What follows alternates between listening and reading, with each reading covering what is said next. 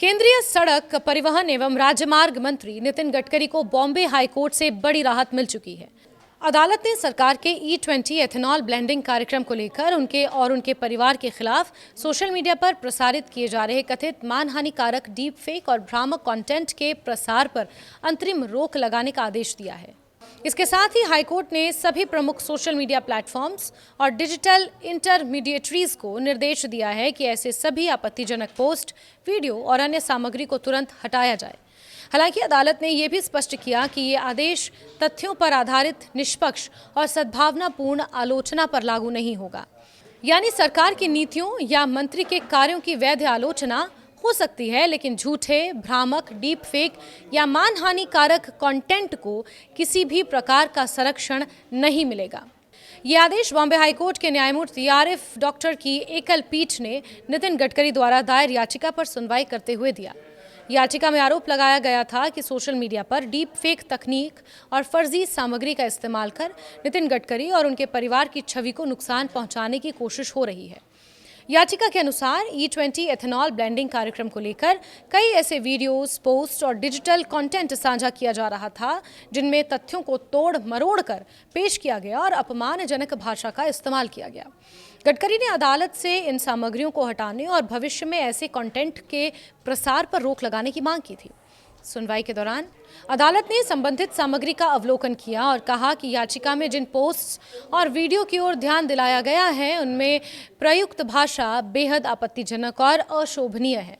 अदालत ने टिप्पणी की कि सार्वजनिक मंचों पर इस प्रकार की सामग्री का कोई स्थान नहीं होना चाहिए, क्योंकि इन प्लेटफॉर्म्स का उपयोग बड़ी संख्या में लोग करते हैं, जिनमें युवा और बच्चे भी शामिल हैं। अदालत ने ये माना कि अभिव्यक्ति की आज़ादी का मतलब किसी व्यक्ति की प्रतिष्ठा को नुकसान पहुंचाना या गाली गलौज और झूठी जानकारी फैलाने की छूट नहीं हो सकता। सुनवाई के दौरान मेटा और गूगल की ओर से पेश हुए वकीलों ने अदालत को ये बताया कि वो याचिका में चिन्हित किए गए कंटेंट को हटाने के लिए तैयार हैं। अदालत ने उनके इस बयान को रिकॉर्ड पर लेते हुए संबंधित सामग्री हटाने के निर्देश जारी कर दिए हैं। न्यायालय ने यह भी स्पष्ट किया है कि यदि भविष्य में नितिन गडकरी या उनके प्रतिनिधियों को इस प्रकार का कोई और मानहानिकारक, डीपफेक या भ्रामक कंटेंट दिखाई देता है तो वो संबंधित सोशल मीडिया प्लेटफॉर्म या डिजिटल इंटरमीडिएटरी को इसकी सूचना दे सकते हैं। सूचना मिलने के बाद संबंधित प्लेटफॉर्म को कानून के अनुरूप आवश्यक कार्रवाई करनी होगी। मामले की सुनवाई के दौरान अभिव्यक्ति की स्वतंत्रता और निष्पक्ष आलोचना का मुद्दा भी उठा। मेटा की ओर से ये तर्क रखा गया कि सोशल मीडिया पर उपलब्ध कुछ सामग्री उचित आलोचना की श्रेणी में आ सकती है। इस पर नितिन गडकरी की ओर से पेश वकील ने अदालत को स्पष्ट किया कि याचिका का उद्देश्य किसी भी प्रकार की वैध या तथ्य आधारित आलोचना को रोकना नहीं है, यानी पॉजिटिव क्रिटिसिज्म की बात यहाँ हो रही है। उन्होंने कहा कि केवल फर्जी, भ्रामक, डीप फेक और मानहानिकारक सामग्री के खिलाफ कार्रवाई की मांग उठाई गई है। इस पर न्यायमूर्ति आरिफ डॉक्टर ने भी सहमति जताते हुए कहा कि ये मामला आलोचना को दबाने का नहीं, बल्कि झूठी और अपमानजनक सामग्री पर रोक लगाने का है। अदालत ने अपने अंतरिम आदेश में स्पष्ट किया कि सरकार की नीतियों, E20 एथेनॉल ब्लेंडिंग कार्यक्रम या नितिन गडकरी के सार्वजनिक कार्यों पर तथ्य आधारित यानी कि फैक्ट बेस्ड, जिम्मेदार और सद्भावनापूर्ण आलोचना जारी रख सकते हैं। लेकिन यदि किसी सामग्री में झूठे आरोप हों, डीप फेक हो, तकनीक से तैयार की गए वीडियोज़ हों या तस्वीरें हों, किसी की प्रतिष्ठा को नुकसान पहुंचाने वाले भ्रामक दावे शामिल हैं, तो ऐसे कंटेंट को हटाने के लिए संबंधित प्लेटफॉर्म कार्रवाई करेंगे। यदि किसी मामले में ये विवाद हो कि कोई सामग्री निष्पक्ष आलोचना है या मानहानिकारक, तो संबंधित पक्ष अदालत का दरवाज़ा खटखटा सकते हैं। नितिन गडकरी ने यह मुकदमा मेटा, एक्स जो कि पहले ट्विटर था, गूगल और यूट्यूब के अलावा इलेक्ट्रॉनिक एवं सूचना प्रौद्योगिकी मंत्रालय, दूरसंचार विभाग और अशोक कुमार जॉन डो के नाम से पहचाने गए अज्ञात सोशल मीडिया उपयोगकर्ताओं के खिलाफ दायर किया है।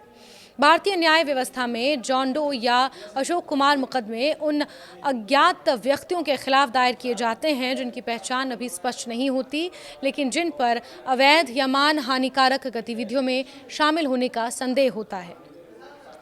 ये मामला ऐसे समय में सामने आया है जब डीप फेक तकनीक और कृत्रिम बुद्धिमत्ता यानी AI के माध्यम से तैयार की जा रही फर्जी तस्वीरों और वीडियो को लेकर पूरी दुनिया में चिंता बढ़ रही है।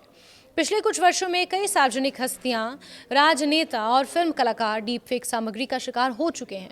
विशेषज्ञों का मानना है कि एआई आधारित तकनीकों के तेजी से विकास के साथ सोशल मीडिया प्लेटफॉर्म्स की जिम्मेदारी भी बढ़ गई है कि वो भ्रामक और नकली सामग्री की पहचान कर उसे समय रहते हटाएं। बॉम्बे हाईकोर्ट का ये अंतरिम आदेश इसी दिशा में एक महत्वपूर्ण कदम माना जा रहा है।